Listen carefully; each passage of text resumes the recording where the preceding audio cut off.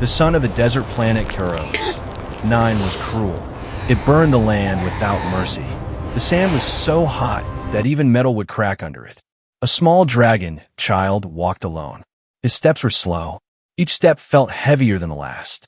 His wings were torn and dusty. One wing dragged behind him, leaving a thin line in the sand. His green scales were dry and cracked, turning pale under the heat. He had not drunk water for 2 days. His throat burned. His vision blurred. Every breath felt like fire. The dragon child stopped walking. He fell to his knees.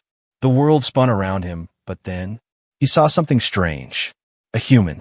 The human stood near a broken ground vehicle. The machine was dead. Smoke rose from its engine. The human removed his helmet and wiped sweat from his face. The dragon child had heard stories. Humans were dangerous. Humans hunted dragons.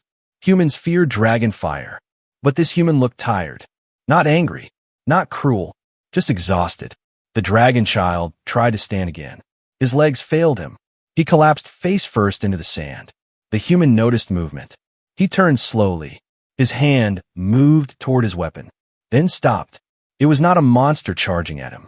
It was not an enemy soldier. It was a child. A dragon child. Small. Weak. Barely breathing. The human stared in silence. The dragon child lifted his head with great effort. Sand stuck to his face. His eyes were dull but still alive. He opened his mouth. Only dry air came out. The human took one step closer, then another. He could see the truth clearly now. This dragon was dying. The child whispered something, but the wind carried it away. The human leaned closer. The dragon child gathered all the strength left in his small body. "Please, sir." His voice cracked. Just one sip of water. The words barely escaped his throat. The human froze. He looked down at his belt. A single canteen hung there. His last one. The human had been stranded for hours. His vehicle was dead. No signal. No rescue in sight. That water was the only thing keeping him alive. The desert did not forgive mistakes. If he gave that water away, he might not survive the night. The human looked back at the dragon child. The child's chest moved slowly, each breath weaker than the last. The dragon child did not beg again. He only waited. The wind blew harder. Sand filled the space between them. Far away, something howled. The human's mind raced. Dragons are enemies. Dragons are dangerous. Dragons will burn worlds. But this was not a weapon. This was a child asking for water. The human removed the canteen from his belt. His hand trembled slightly. He twisted the cap open. The sound was loud in the silent desert. The dragon child watched with wide eyes. The human knelt down. He did not pour one sip. He did not hesitate. He placed the canteen gently into the dragon child's claws. "All of it," the human said softly. The dragon child stared in shock. "Drink," the human added. The child drank slowly, carefully. Water spilled over his claws and onto the sand. Color returned to his scales. His breathing grew steadier. Tears formed in the dragon child's eyes. The human looked away. He did not want thanks. He did not expect survival. He only knew one thing. He could not watch a child die. The canteen emptied. The dragon child looked at it, then at the human. He wanted to speak again, but the desert answered first. A deep vibration moved through the sand. Far above, the sky shimmered. Something ancient had noticed. Something powerful had seen a human choose kindness over survival. And the galaxy had just taken its first breath before a storm. The human's choice. The canteen was empty. The human closed the cap slowly and clipped it back to his belt, even though it now held nothing. His throat burned. His lips were dry, but he did not regret it. The dragon child sat on the sand, breathing deeply. Color had returned to his scales, but he was still weak. His wings shook when he tried to move. The desert wind howled louder now. The human stood up and looked around. Nothing but sand. Broken rocks. Heat waves dancing in the air. No shelter. No water. No escape. The human checked his wrist scanner. Still dead. He sighed. That would come soon. And on Kuros 9, night was just as deadly as day. The dragon child looked up at the human. He had never been this close to a human before. Humans were taught to be feared. They were said to kill dragons without mercy. They were said to poison worlds and move on. but this one had given his last water. The dragon child placed a small claw on the ground and tried to stand. He failed. His body collapsed again. The human reacted without thinking. He rushed forward and caught the child before his head hit the sand. "Easy," the human said quietly. The dragon child stared at him. "You will die," the child whispered. The human gave a small, tired smile. "So might you," he replied. "But not today." The child did not understand that kind of thinking. Among dragons, survival was power. Weakness was death. But humans were strange. The ground vibrated again. This time it was stronger. The human felt it through his boots. He froze. The dragon child's eyes widened in fear. "They are coming," the child said softly. The human looked around, hand moving toward his weapon. "Who?" he asked. "The hunters," the child replied. "They follow my blood." The wind shifted. In the distance, dark shapes moved along the dunes. Fast, too fast. The human cursed under his breath. Alien hunters, not scavengers, not traitors, predators. They hunted dragons for their scales, their fire glands, their bones. The human knew the stories. The human stepped in front of the dragon child. He didn't know why. It made no sense. His weapon had only 3 shots left. No backup. No armor strong enough to stop plasma nets. The hunters crested the dune. Tall, thin, 6 eyes glowing through their masks. They laughed when they saw the scene. A human, a dragon child, together. "This world grows strange," one of them said. "A human protecting our prize?" Another tilted its head. "You gave it water," it said. "What?" The human raised his weapon. "Walk away," he said. The hunters laughed again. "You cannot win," one replied. "You cannot even survive." The dragon child trembled behind the human. His claws dug into the sand. He had never seen someone stand in front of him before. The hunters stepped closer. The ground shook once more. This time, the dragon child felt it in his bones. Something old stirred. Something awake. The child closed his eyes. He focused. Deep inside him, a warmth grew, a fire he had been told never to use. Not yet. The human fired. 1 shot. It hit nothing. The hunters did not stop. The second shot fired. A hunter fell, screaming.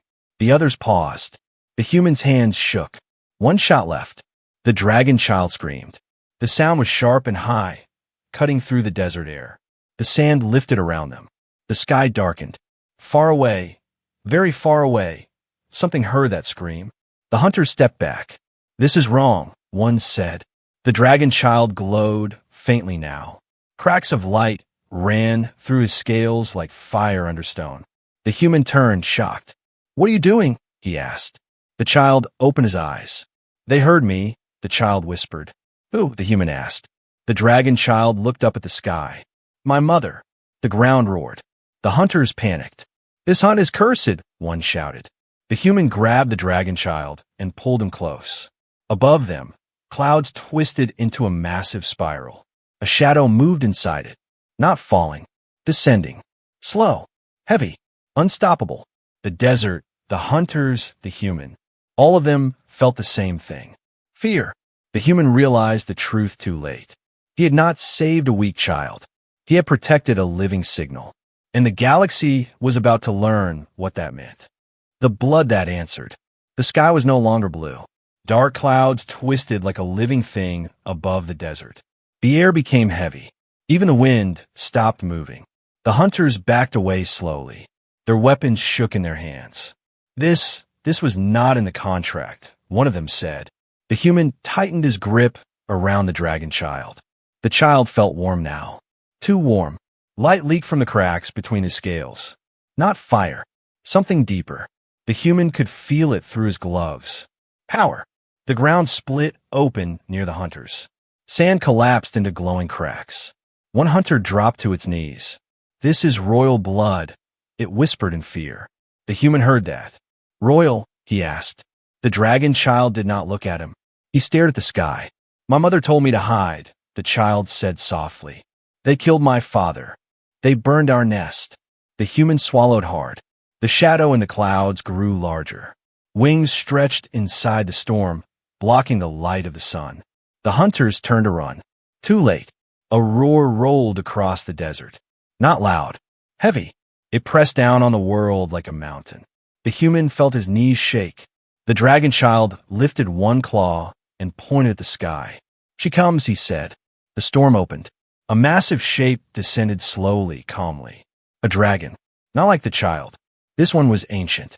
Her scales were black and gold, shining like stars trapped in stone. Her wings were wide enough to cover cities. When she landed, the desert broke. Sand exploded outward. Hunters were thrown through the air like insects. The human was knocked back. He shielded the child with his body. The dragon queen lowered her head. Her eyes burned with fire older than planets. She looked at the hunters first. "You hunted my blood," she said. Her voice was calm. That made it worse. Flames did not rush out. They simply appeared. 3 hunters vanished in silence. No screams. No bodies. Just empty space. The last hunter crawled away, crying. "Mercy!" it screamed. The dragon queen turned her gaze to the human. The human felt naked. Small. A single life under the eyes of a god. He stood anyway. He did not move. He did not beg. The dragon queen looked at the empty canteen on his belt. She looked at the child in his arms. Then she bowed her head. The world froze. Dragons did not bow. Never to humans. "You gave him water," she said. Her voice softened slightly. "You gave him life." The human finally spoke. "He asked," he said. The dragon queen studied him. "For one sip," she replied. "And you gave everything." The dragon child hugged the human tightly. The queen closed her eyes. Far away, across the galaxy, ancient beacons awakened.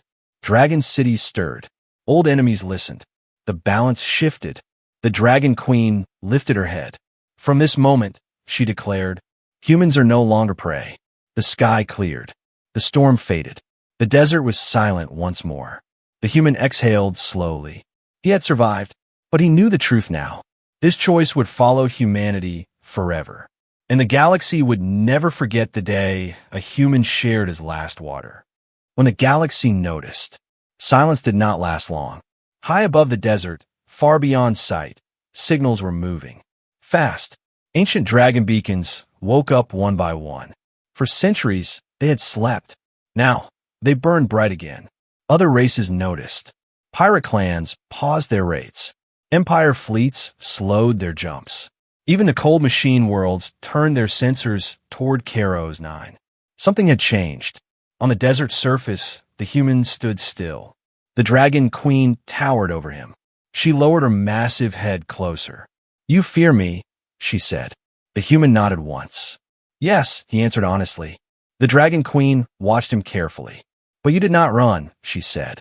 "You did not trade my child for your life." The human looked down at the dragon child. "He was thirsty," he said simply. That answer confused her. Dragons did not think that way. Survival came first. Honor came later. Humans were backward, yet strange.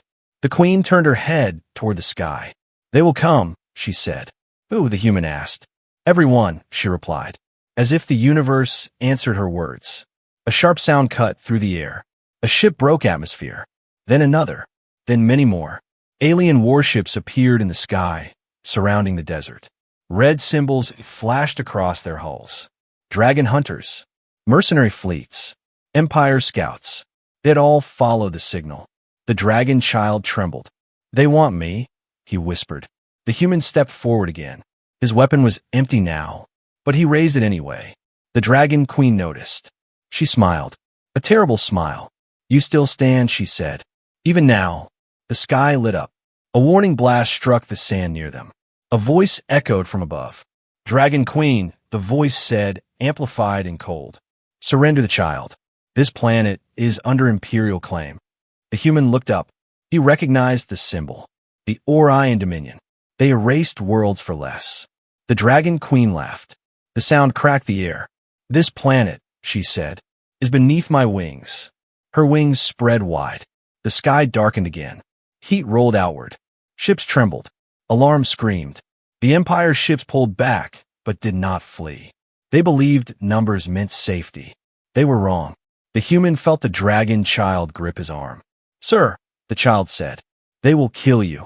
The human crouched down. He looked the child in the eyes. Then they'll have to try, he said. The dragon child stared. No dragon had ever said that to him. No one had ever chosen him over safety. The queen heard those words. She turned slowly. Human, she said, your kind is fragile. She leaned closer. But today, you showed courage without fire. She raised her head. Dragons, she roared. The ground shook. From the horizon, shapes rose. Huge, fast, angry. More dragons. Dozens of them broke through the clouds. Some were scarred. Some were old. Some were young and burning with rage. The Empire fleet panicked. This is escalating, a commander shouted. Missiles launched. The first missile never reached its target. A dragon turned it to ash mid-air. The sky exploded into chaos. The human shielded the child again as shockwaves hit the ground. Sand flew like rain. Above them, a war had begun. Not for territory, not for power, but for a single choice made by one human. The Dragon Queen looked down at him one last time. This will change everything, she said. The human nodded. I know, he replied. He didn't smile. He didn't celebrate. He only held the dragon child tighter as the galaxy burned above them. Humans, answer the call. The battle in the sky grew louder. Dragon fire cut through space like burning rivers. Empire ships tried to form lines, but fear broke their order. Explosions lit the clouds. On the ground, the human held the dragon child close. The child pressed his face against the human's chest. He had never felt safe during a war. The human looked up again. Something felt wrong. This fight was too big, too visible, too loud. Someone else would notice. Far across the stars, inside a human command station, alarms began to ring. Red lights flashed. Technicians rushed to their screens.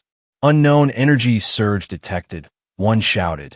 Dragon-class signatures confirmed. A commander stepped forward. Source, he asked. Karos 9, came the answer. The room went silent. Karos 9 was a dead world. No human base. No fleet. Just one missing patrol unit. The commander's jaw tightened. Scan for human life signs, he ordered. A pause. Then, one human detected, the officer said. Alive. The commander stared at the screen. One, he repeated. Yes, sir. Another voice joined in. Dragon Royal Beacon active. The commander knew what that meant. Dragon Royalty never activated those signals. Unless. Pull the visual, he said. The screen changed. The image was rough, broken by static. But they saw it. A human, standing in front of a dragon child. Empire warships above them. Dragons fighting in the sky. The room erupted. He's insane. He'll be killed. Why is he still there? The commander raised his hand. Silence. He leaned forward, eyes sharp. That soldier, he said slowly, is representing all of humanity right now. He straightened. Send a message, he ordered. To who? An officer asked. To everyone. Across human space, a single message spread. Simple. Clear. A human protected a dragon child. He gave his last water. He stood alone. The response was immediate. Civilian ships changed course. Mercenary captains canceled contracts. Human war fleets powered up. Not for money. Not for orders. For a human who did not run. Back on Karos 9, the sky cracked with light. A new sound joined the battle. Engines. Human engines. The Empire commanders panicked. More ships incoming. Identify. The answer froze them. Human fleet. The first human warship broke through the clouds. Then another. Then hundreds. They formed a wall in the sky. Between the Empire and the ground. Between the hunters and the child. The Dragon Queen watched. Her eyes narrowed. Humans had arrived. Not afraid. Not late. The human on the ground looked up in disbelief. More ships appeared. Human symbols glowed bright. A human voice echoed across the battlefield. This is Human Fleet Command, the voice said. The child is under human protection. Silence. Then, any ship that fires will answer to us. The Dragon Queen smiled. Not a gentle smile. A proud one. The dragon child lifted his head. They came, he whispered. The human swallowed hard. He hadn't asked for help. He hadn't expected this. But humanity had answered anyway. Above them, dragons and humans now shared the sky. Side by side, two races once afraid of each other, now united by a single choice. The Empire's ships began to retreat. Slowly, carefully. They had seen enough. The human lowered his head and exhaled. For the first time since the desert, he felt hope. But the galaxy was watching. And this was only the beginning. A promise that shook stars. The battle ended slowly. Not with victory shouts. Not with cheers. But with fear. Empire ships pulled back, one by one. Their commanders watched in silence as human fleets formed a solid wall in space. Dragons hovered beside them. Fire and steel together. The galaxy had never seen that. On the surface of Keros 9, the human finally sat down. His legs could no longer hold him. The dragon child stayed close, pressing against his side. Above them, the dragon queen landed once more. Her wings folded like mountains closing. She looked at the human fleets, then at the man who had started all of this with a single canteen. Humans are unpredictable, she said.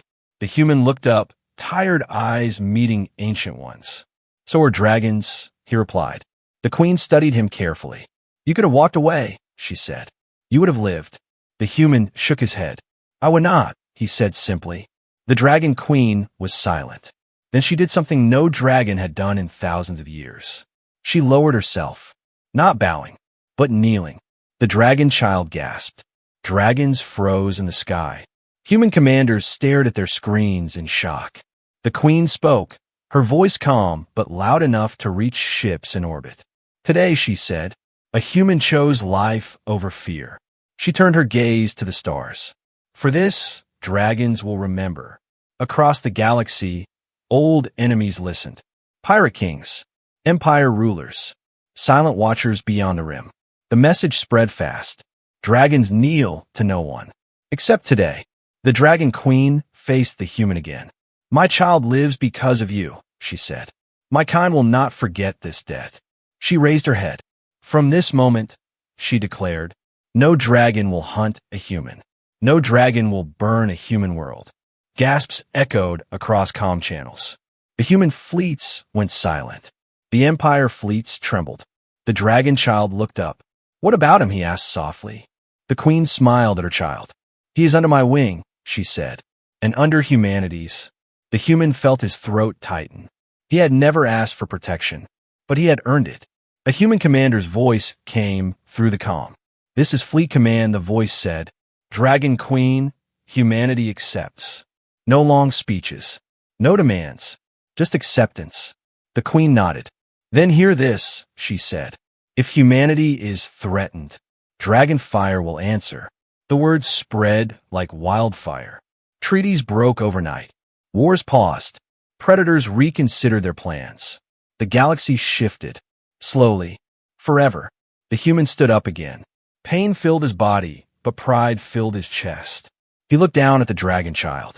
You'll be okay now, he said. The child nodded. But you will too, he replied. The human smiled.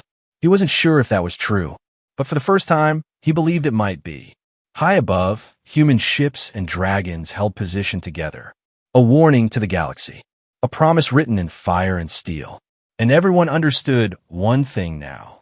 Humanity was no longer alone. And anyone who tested that would answer both. The sip that became a legend. Years passed, but the story did not fade. Across the galaxy, people still spoke of the sip of water. Not as a battle, not as a treaty, but as a choice. On Keros 9, the desert was no longer empty. Green lines cut through the sand. Water flowed where fire once ruled. At the center stood a small outpost. Human-built, dragon-guarded. The human who gave his canteen stood there now. Older, scarred, alive. He watched the sky quietly. Beside him stood a young dragon. No longer weak, no longer afraid. His wings were wide and strong. The dragon child, now a prince, looked at the human. They still tell the story wrong, the prince said. The human smiled faintly. They always do, he replied. They say you were brave, the dragon said. They say you knew what would happen. The human shook his head. I didn't, he said. I was just thirsty, and so were you. The dragon laughed softly. That laugh echoed across the landing field. Ships arrived daily now. Humans, dragons, others who once hunted. They came to see the place where it changed, where a human stood alone and did not step aside. Far away, in empire halls, leaders whispered. They no longer asked, "Can we fight humans?" They asked, "What will the dragons do if we try?" The answer was always the same. They will remember the sip. The dragon queen appeared in the sky one last time. She landed with grace, not force. She looked at the human. "You are called a hero," she said. The human met her gaze. "I am not," he replied. The queen nodded. "That is why you are." She turned to her son. "Never forget this," she told him. "Power protects. Fire destroys. But kindness changes the galaxy." The prince bowed his head. "I will remember," he said. The queen faced the human again. "If history asks why dragons stand with humans," she said, "this is the answer." She lifted one claw, and it was an old canteen. Repaired, polished, full. She placed it in the human's hands. "You gave everything," she said. "Now the galaxy gives back." The human closed his fingers around it. The sky above them glowed with shared banners. Human steel, dragon fire, together. The narrator's final words echo. In a universe ruled by power, humanity chose mercy, and the stars changed forever. The wind passed gently over the desert, and somewhere a child asked for water, and the galaxy listened.